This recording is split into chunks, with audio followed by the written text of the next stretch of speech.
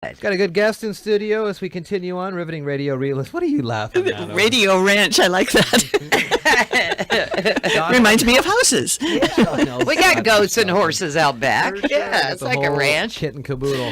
How you doing, Don? What's going on? I'm doing great. We are in the middle of a good hot real estate market, and that's right. always fun. And so today we wanted to talk about the letter O. Okay. Yes. And that, well, and I'm going to expand on that a little bit because O is for open house. Sure. Oh, yeah. And open houses don't traditionally do all that well here in this market. They do much better in like a Seattle urban market because you can walk around the block and go to 5 or 6 houses. But here we're so spread out that you typically are doing. I say add food and they will come. Well, that's true too. That is true. Yeah, but even that sometimes isn't much of a draw, Right. Because if people have to drive. Well, there is a lot of land out Yeah. here, so yeah. Yeah. So we don't typically do that. I have done a few in my career, and they've been varying degrees of success. I mean, sometimes you sit there and don't get anybody. If you do it in a neighborhood, is it mostly just the neighbors that want to come in, times. snoop looky in? A lot of loose. times, yeah. Or they may know people, though, that are looking. Exactly. So Yeah. I don't have any problem at all with neighbors coming in because you're right. They know people and they can, if they're familiar with the house. What we try to do to expand on our open house idea is to have it for brokers. So that the brokers come in and see the place and go beyond just the pictures that are in the listing, and then they can think of clients that they have that might be interested in that house. So typically what we do there for a broker's open is we give them lunch. There you go. So they make food. that gets them there. Yeah.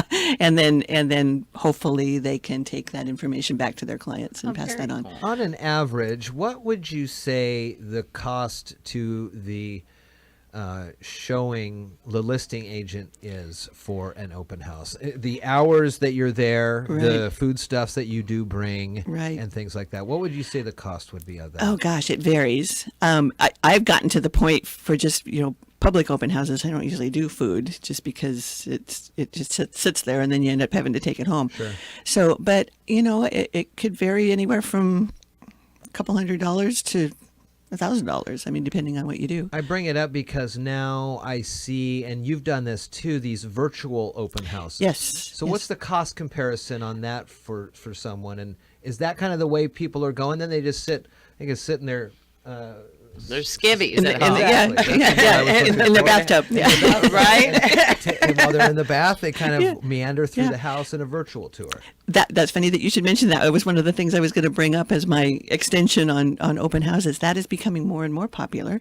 And the cool part for me is that my office at John L. Scott has purchased one of those cameras. Oh, perfect. So, which is very cool. So then it's just a matter of arranging the time for the person that knows how to operate it to get up there and do the tour. And the neat part about what we have, it's called a Matterport, and it takes the 360 degree tour of the house, all right, but then when you send it in, it also gives you one of those dollhouse views, where you're looking down, and that's what I think is very cool. Yeah, definitely. You can see the whole thing. Yeah. Oh, And I like that. they tend to work better on empty houses, obviously, because then you can kind of see the open spaces.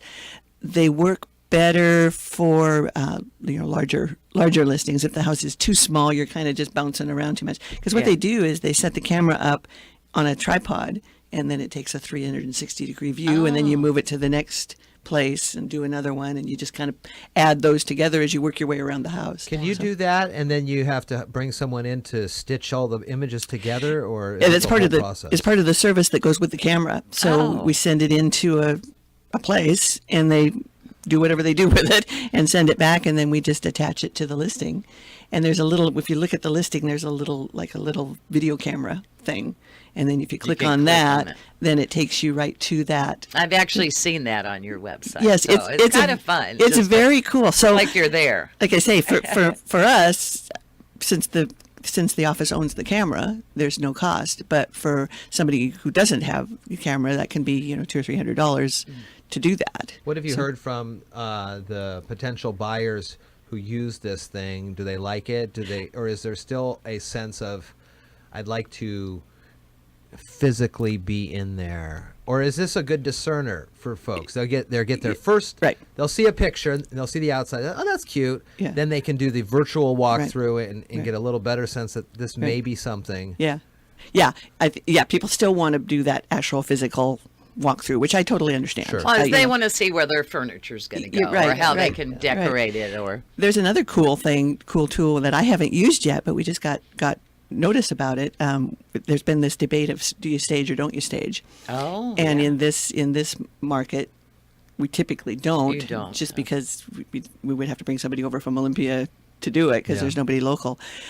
So now they've come up with this thing called virtual staging. Oh. Which you send them the pictures of your empty room, and then they put furniture in it. Wow. So I'm kind of curious to try that. I have not tried it yet, but it looks pretty I've cool. seen those apps where you can do that. You pick a couch. Yeah, and figure and you out if just it's going put to it- fit. we Well, I used to know someone in California that did the staging. She had all the right, furniture. Right. It Like looks oversized beautiful when you do furniture. it. Oh, I know. It does. It totally does. It totally does. But again, that can be That's gotta be pricey. expensive. It Yeah. can be pricey. Oh, yeah. And depending on how long you have it there, so usually what happens there is if a seller is adamant about having it staged, then we try and work out something where they share the cost or something like that. Oh, yeah. Because that can, when you start subtracting all of that stuff. Oh yeah, you have to move everything in, Yeah. and take it all out. Yeah. It's a big thing because she had like this over large furniture Right. that made it look, Right. big vases. I mean, it was like a big job to have bring that all into a house. Right, when you see it on the Yeah. on the TV shows, they bring in these whole trucks. I know, I whole deal. know. Yeah. What's that? No, as I say, it's a whole deal they bring in there. Yeah, it's a whole Responses. industry now of Yeah. that, people that just do that. So typically, like I say, we don't here in this market, but I'm kind of curious about this virtual thing. I know, that I'll would have to be do some fun. more research on I that. have to check that out. And then another thing that I've started using more and more that John L. Scott also has a tie-in with is it's called Boost. And so you send them a fee, and they put together like a social media ad of the house, and it's got your picture on it, and then it's got the one I just did is a scrolling one, so you pick 4 pictures and they scroll through, and they have this little description thing, and they I can't remember the exact number that they guarantee, but it's in the thousands that they guarantee hits. Oh wow. From. Sure. So, and that's been pretty successful. I've used that on a couple of my larger listings, and it's gotten some response. Oh, very So it, cool. in theory, then goes out to a wider audience than might normally take a look, because Right. somebody in the Seattle Tacoma market might not think about Shelton, and so but they might not have it set up on their search. But if they see a It's house available that's there. and they see a house that's everything that they're looking for, they might consider it. So the trick to me for advertising is to get them to look at it. Yeah. Have the other real estate offices, just the major companies, have they all jumped on board with this, or is John L. Scott unique in some of these? I mean, you say you guys own that virtual camera. That's got to be a unique thing. That is pretty unique, although more and more companies are seeing the value in that, I'm sure. So it's like anything, you have a few people that start out with it, and if it's successful, then everybody else gets it too. Yeah, because then everybody goes, well, that seems to be that working. group over there's got this thing. Yeah, Just right. go- I'll go get that thing. Yeah, that's pretty much how we ended up with the Matterport camera. Yeah. It's like, well, gee, we want to try and do this, and we don't want to pay a couple $100 every time we do it. So why don't we just buy the camera? Yeah. So, Very cool. so- That's smart. Yeah. That's John L. Scott is. I've been very pleased with their willingness to jump in with new technologies and Things things are like looking pretty sharp over there with the new paint and the The new owners. And new all that kind of owners. stuff. Yes. Yeah, I just about tripped over the front desk the other day when I walked in. They moved it to a different place. You know how we get used to where things are. Exactly. Yes. So, but it's great. It's great, That's and fun. I'm excited to work with Jamie and Ryan, and glad that Christy's still there. Yeah, So, for sure. Very Yeah. cool. Saw Yeah. Christy at the after hours on Wednesday. We Right. talked a little bit about it. right. What else is going on in the market world? It's it's still a hot market, still a seller's market. Inventory is low, but having said that, it does depend on what kind of niche you're in. I mean, Sure. some of the higher priced homes are still sitting for a while, and so you have to kind of talk through that with sellers that you hear that stuff is being sold Flying after off 2 the days, but shelf. not everything. You know. What's the price point right now that everybody is keying in on? Is it 150s, 250s? Pretty much anything under 200, it will tend to go quickly, Okay. depending on where it is and what kind of shape it's in. Is that first time buyers, investment properties, or Both. Yeah, the investment properties, you know, you're probably looking at 100,000 because they want to get in and get it for a cheap price and then do some work on it. And there's been a lot of folks doing that lately, which is it's actually kind of cool to see what they can do with these houses that have sort of been left for dead, and then they come in and fix them how up. does that then impact the rest of the neighborhood? It has to improve it, I would think. You know, I don't know for sure, but I would think that I mean, does one house? I guess I'm thinking of kind of that Chip and Joanna show, Right, the model right, there. They right. take the worst house in the Right. best neighborhood or whatever. Right. But if your house now, you're in a neighborhood that may be less affluent, and then all of a sudden one homeowner comes in, totally revamps everything, and Right. really that then is the gem. Mm-hmm. How does that impact the other houses around it, or? one would hope that it would encourage other people to do some work on their places, or for other developers to come in and say, hey, you know, I can see what this person has done with this house. Maybe I can see if I can buy the neighbor's house Okay. or whatever. So it improves the market for that neighborhood in that way. Typically, you mentioned the fixer-upper model. They will come in and do the worst house. So you have other houses in the neighborhood that are already Pretty nice. and so you're just bringing that house up to what the surrounding houses are. And the benefit to that is, because sometimes you can over improve for the neighborhood, and then you don't get your money back out of it. So, but if you're improving up to what the neighbors are, then you're not over improving. Right.